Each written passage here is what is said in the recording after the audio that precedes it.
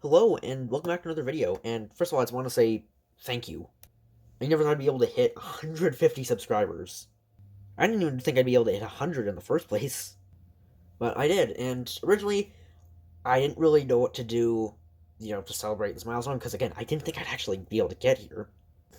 But since then, I have come up with an idea.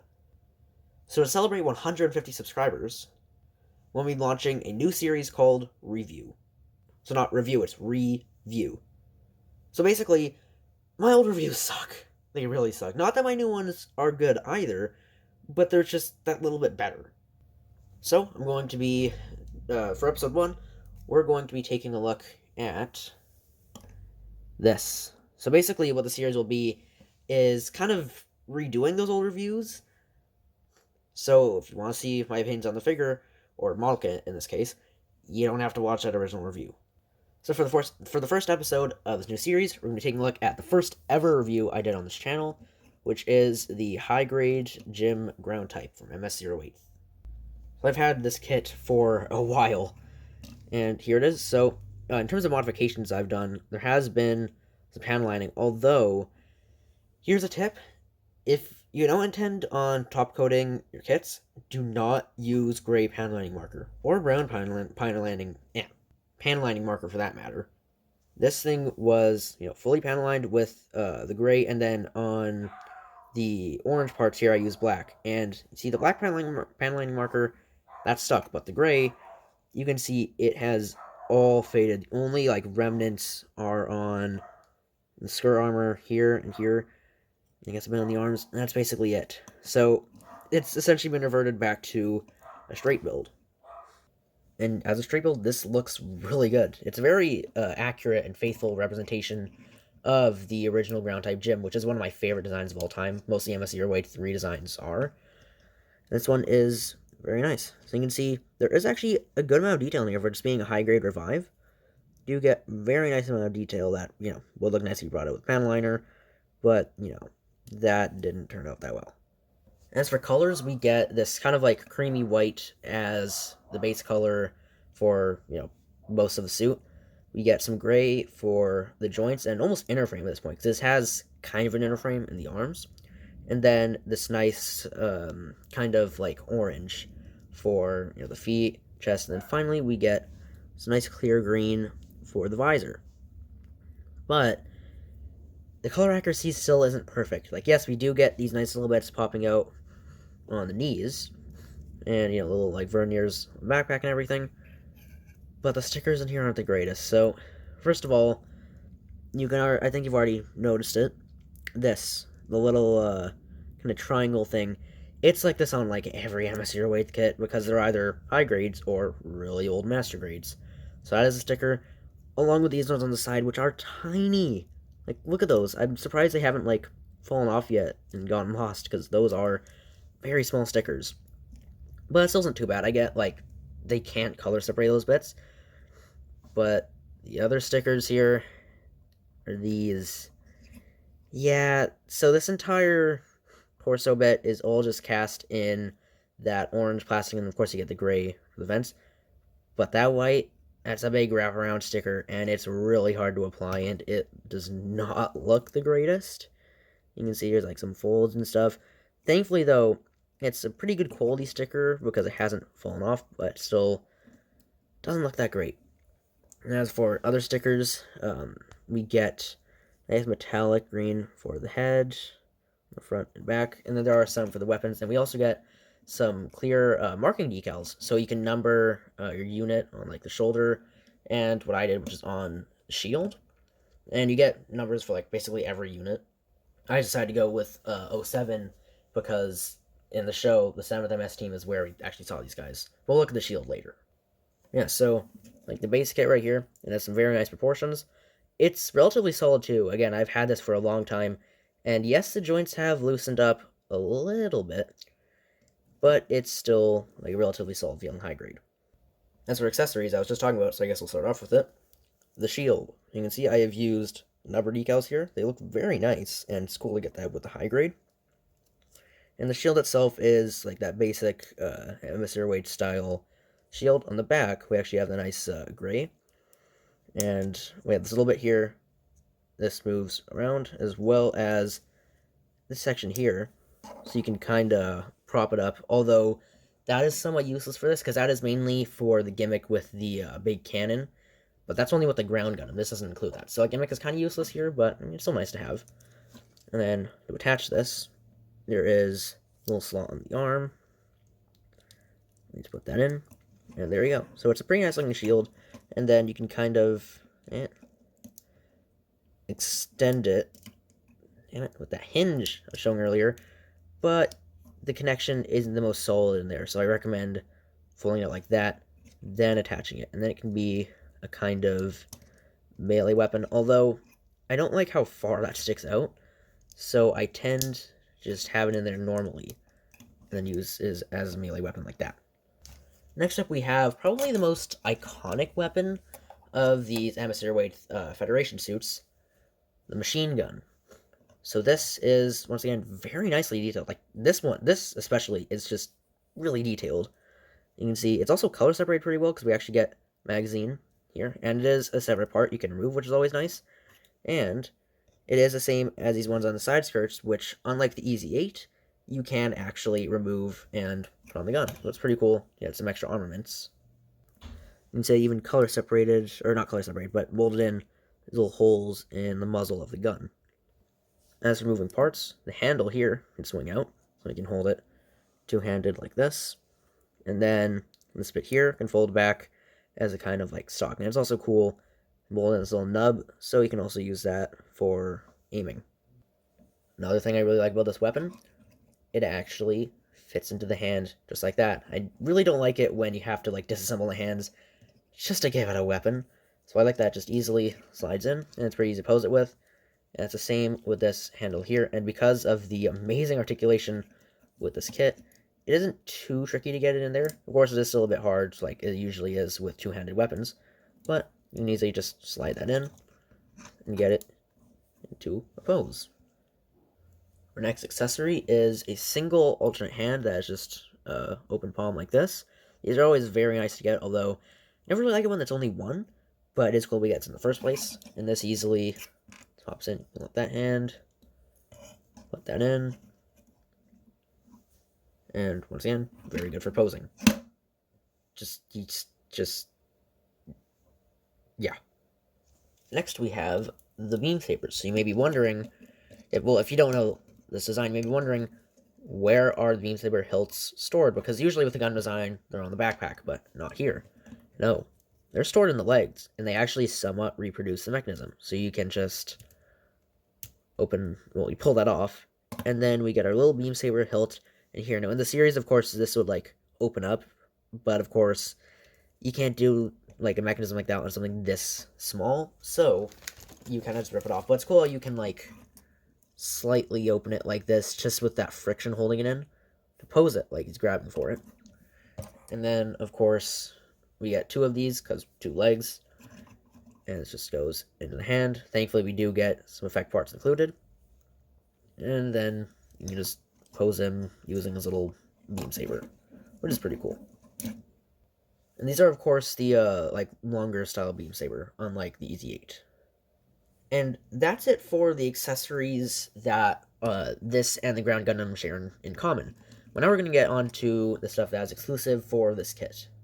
First of all, here we get, I think it's a net launcher, so it kind of shoots out like a net to capture other suits. Here we get two foil stickers, one here, and one tiny red one here. They're pretty easy to paint, but the stickers do look pretty nice. And the weapon itself is pretty nice. Of course, you do get that seam line down the middle like you usually do with bigger side weapons like this, but it's still pretty cool. Of course, there's not an actual net in here. If I pull off this, you can just see it's empty in there. But, I mean, it probably wouldn't be too hard to custom it if you really wanted that. Then to fit into the hand, put it here. Of course, we do get a hinge, so then you can put this over the shoulder. You can kind of line up that sensor, although I don't think it would need to really be like that, because having one camera look through another camera doesn't make much sense. And then we get a second handle here, or this hand go into There we go. And that gives you a very secure hold. And you can just get in a little pose. And this is actually one of my favorite weapons to use just because it just looks so nice in a pose like that. Like, come on, tell me that doesn't look awesome. And finally, we get the bazooka thing. I don't know the actual names of any of these weapons, but we get this bazooka. It looks quite nice. We do get a magazine here, which is kind of weird if this is meant to be, a bazooka. But I believe this is the same or very similar magazine to the one used on the Ground Gundam. And this one, of course, can't really just assemble and put into the backpack because it doesn't have that Ground Gundam style backpack. But this one, just like, with all these other weapons, goes into the hand. Although here, you do have to disassemble it, but I kind of fine with it in this case, just because it means you get, like, this full, handle here. Like, when there's just a little nub at the bottom, I don't like that, but when it's, like, a whole handle here, I'm fine with it. And also means that the connection is a lot more secure. So, once you get that in there, I'm also going to want to move that down on the hinge. Pop that there. And you can position this over the shoulder. And there we go. There we go. It's getting the hand like that. It can be pretty easy to make it kind of fall out. But once you get in, it is, again, a very nice accessory. All these accessories are just, like, they're very nice. We can also store this on the back here. So there's a little panel. Pop off. You get this one here. Put that on. And then this can just clip in like that. For some nice weapon storage. And that's it for the accessories. You get, like, an armory in here. Like, there's a ton. And like I said earlier, they're all, like, very nice. My favorites would probably have to be, of course, the gun and this. Now that we're done with the accessories, you can move on to the articulation. And this is where the kit gets really good. So, at the neck, we have ball joint and then a hinge at the bottom so you can get that much upwards movement. Downwards, side to side. And it cannot rotate around because the chin kind of collides there. You get some very nice movement because of that. And then the shoulders are your standard polycaps. And it's interesting because this version, it actually does use, those polycaps. But the Ground Gundam uses, like, basically that same mold, except it's an actual normal plastic part. And I kind of prefer the polycaps here. Yeah, so, in the movement, front, back, and then you get some okay upwards movement. It's mainly just the joint and the actual arm doing all the work here. Rotate around. You get bicep swivel, double jointed elbow bend, and then the wrists are very interesting. We get ball joint here, and then the socket it's going into is attached to another ball joint, and you end up getting, like, some very, like, expressive movement from that. Just trying not to rip it off. Although on both of these it has developed a stress mark. I think it got this, like, while I was building it, just me putting it in. So yeah, be careful of that. It's also interesting too because it's a half ball joint here, and I guess it has to be like that just so they can fit, another ball joint. But it is a very interesting joint. And then the torso. So this is very interesting. Let me go grab the Ground Gundam. Alright, so these two both have the same joint in, their torso. Of course, this outer part is different, but internally it's the same engineering. But the Ground Gundam, we got this, and ab crunch, it's gonna fall off really easy. This falls off literally every time you try to move it, and then trying to get it back in is really tricky. I'm not even gonna attempt to show it just because it's me wanting to do it with my arms outstretched. But here, get that back on. Very annoying. The gem here, it's extremely solid. I have no idea why. I've tried swapping them around, but it always ends up being loose on the Ground Gundam. So I don't know what's wrong. I'm guessing it's just the actual polycaps. On here, you can see a ton of ab movement like that. And then there's also a ball joint at the base, which can give you even more. So it's overall a very impressive joint, which is very solid on here. Super unstable on this guy.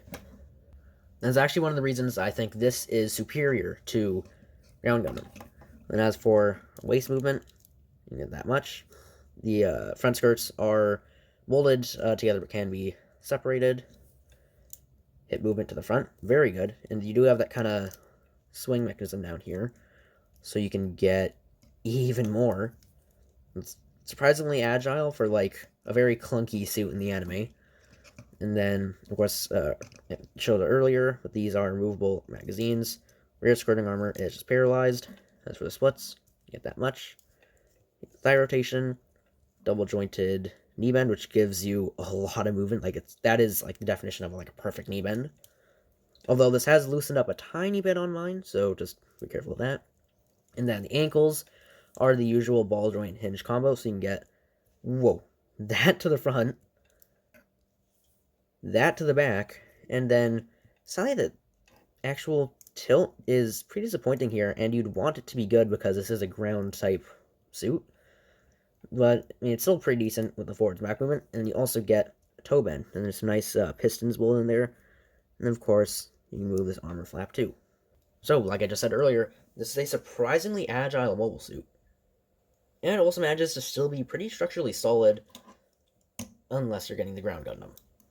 And before we get on to like the size comparisons and everything, I just want to show, like, if you're going to get this or the ground Gundam, like if you have an option to get one of these, get the GM. There's just something about it. It's just kind of better than the ground Gundam. First of all, it doesn't look as flat. The ground Gundam lacks a lot of surface heat. Like, you can just look at the shoulders. Like, the ground gem has, like, this little rivets here. The Gundam just has absolutely nothing. And then, even, like, something about, like, the proportions feel a bit better on the gym here. And it's also just more solid because the ab thing. And also, the ground Gundam, it uses the polycap mold, but it's solid plastic here. And I'm not sure if it's going to appear on camera, but yeah, there is a stress mark there. And that plus a stress mark that is going to be in the wrists. Do not like to see that amount of stress marks. Oh, and also the fact that, you know, the gem here still manages to be a bit more color accurate because the ground Gundam has to deal with this gun here not being the right color, so I painted that. And also the crotch V, although it does color separate this bit very nicely. But in the end, none of this really matters if you just like the design. But I say, if you have the money, and you still want a ground Gundam at this scale, I recommend going for the Robot Damashi for anime. And I guess we're kind of in size comparisons now. So here it is next to the standard ground Gundam. Here it is next to Robot Damashi ground Gundam, which is, like, non-scale, but that's basically 1/44 scale. As for the vehicle scale I usually do, here is with the Type 61 main battle tank, some people, a base jabber, the ball,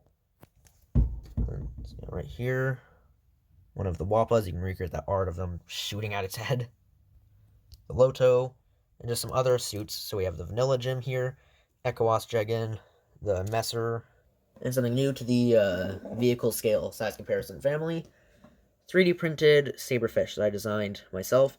Yes, this is around 1/44 scale. Yes, it is actually supposed to be that big. I'm shocked. I didn't think it was this big, but it is.